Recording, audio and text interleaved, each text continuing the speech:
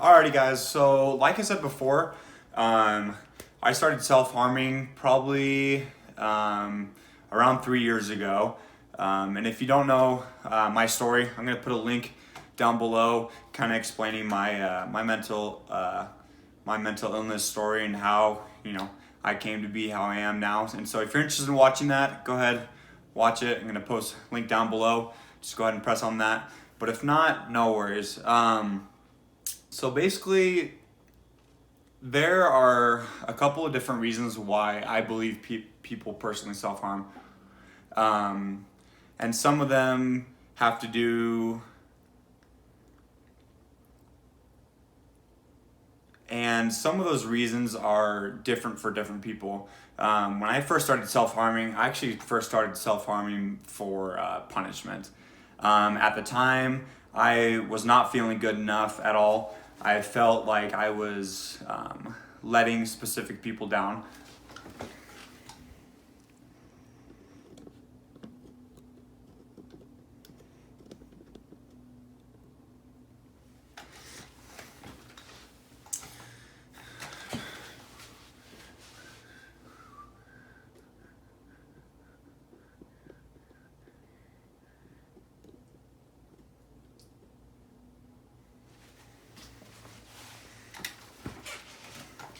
And so one day was just sitting there and I was like, okay, what is one thing that I can do to punish myself?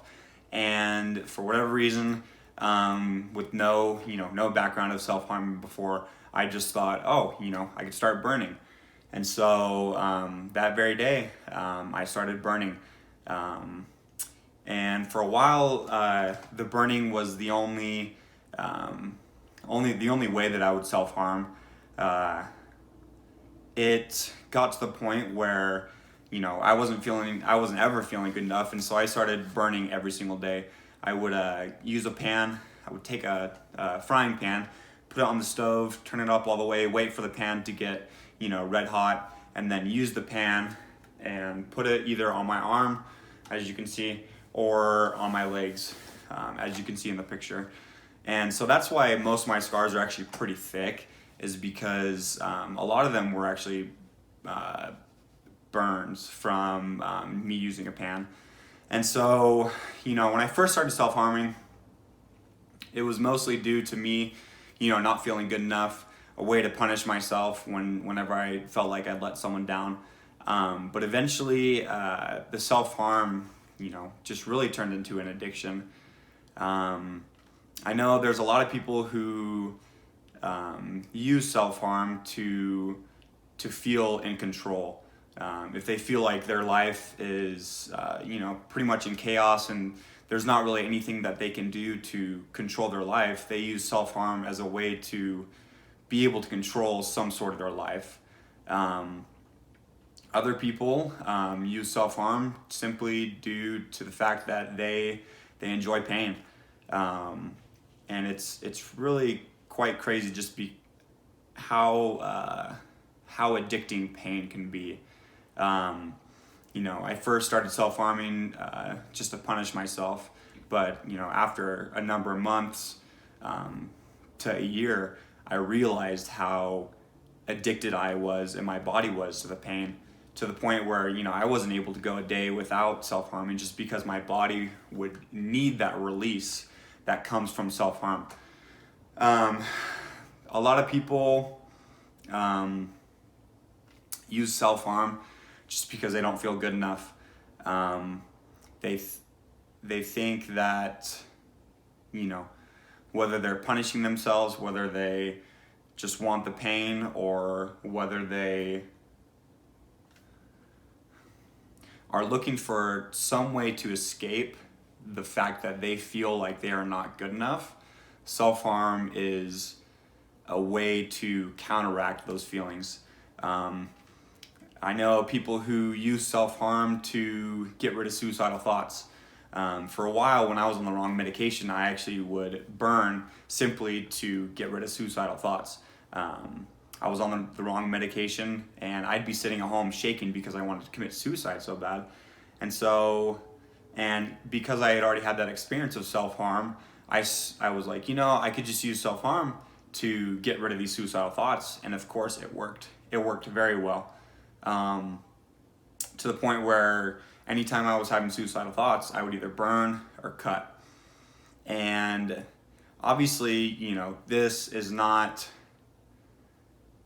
an end of means. Sure, in a way it was good, because at that point in my life, I was not committing suicide. I was, you know, not attempting suicide because I was able to self-harm.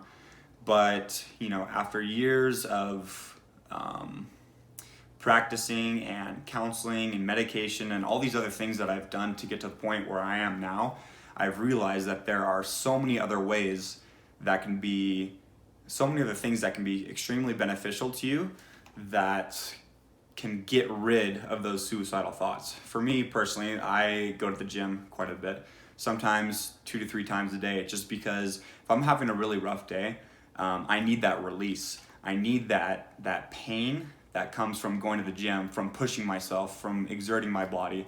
And sadly, it can be pretty difficult for someone to find that thing that they love that can help them get rid of suicidal thoughts. Something that can, excuse me, something that can give them that high level of relief that comes from self-harming. I have a lot of friends who ask me, they're like, you know, why do you self-harm? Like, why do you, you know, what draws your body to it? And, you know, after I've thought about it for a while,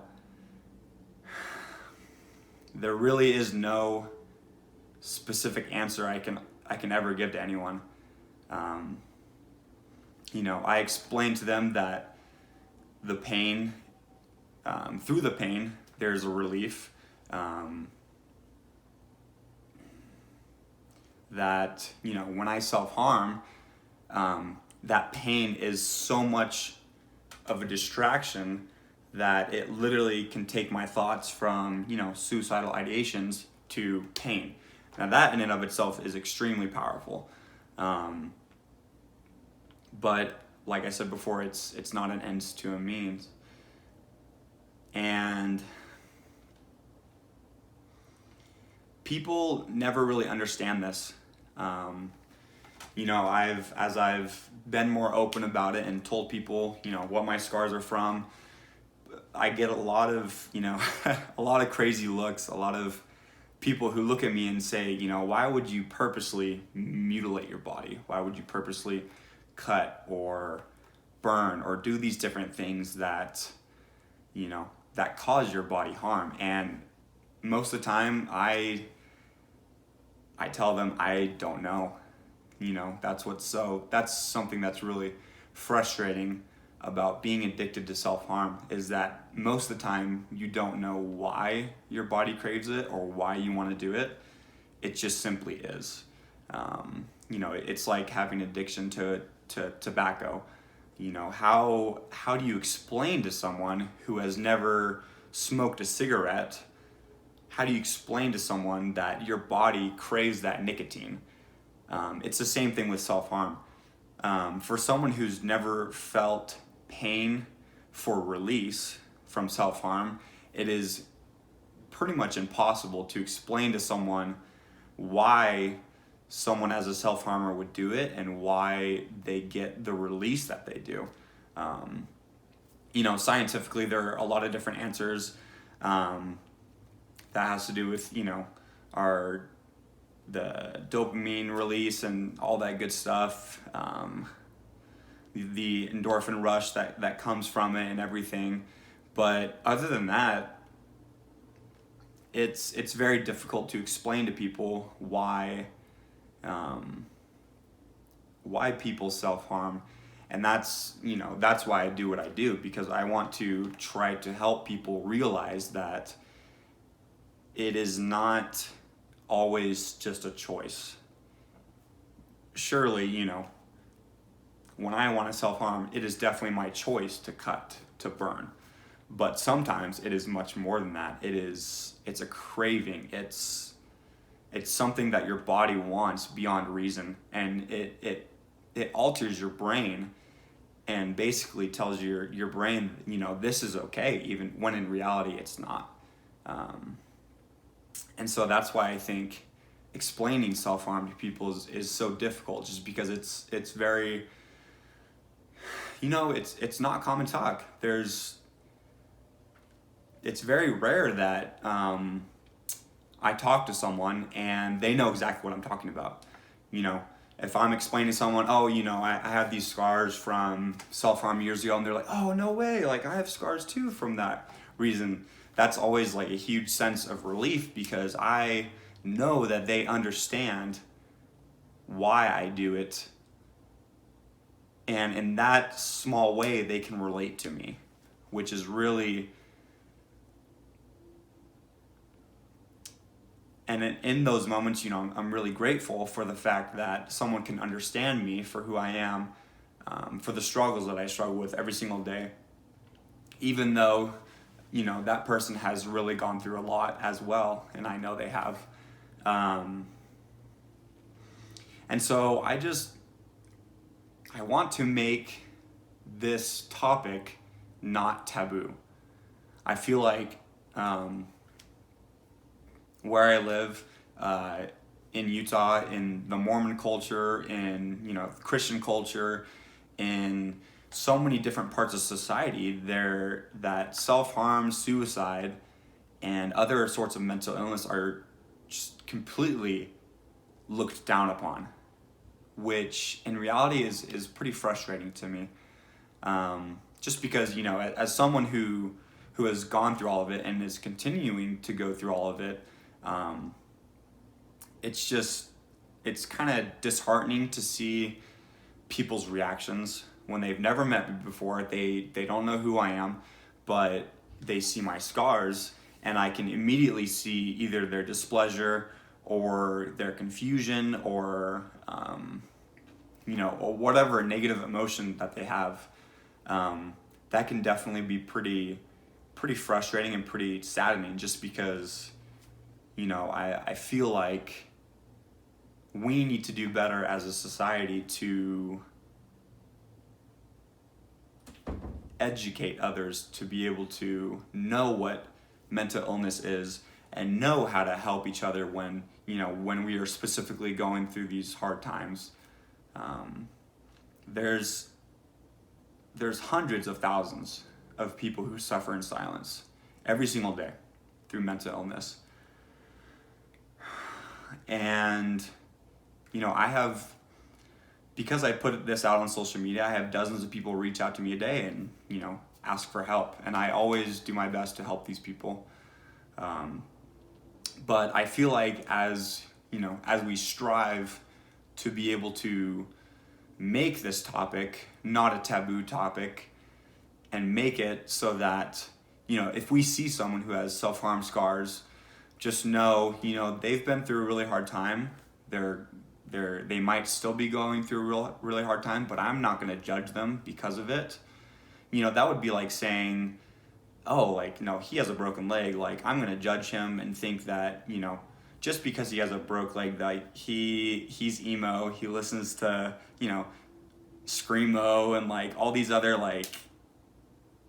I don't know, fake stereotypes that don't even make sense. That's literally what people are doing when people see people who have self-harm scars. I mean, sure, that's the case for some people. There are people who are emo who self-harm and listen to screamo, but me personally, I'm not emo.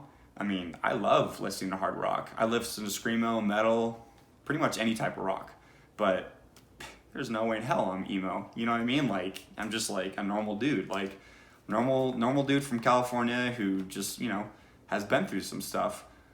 And, there's nothing wrong with that, right? And so I feel like as we, do our best to look at people and to not be so quick to judge if they have scars or if they have other problems that are somewhat harder to see.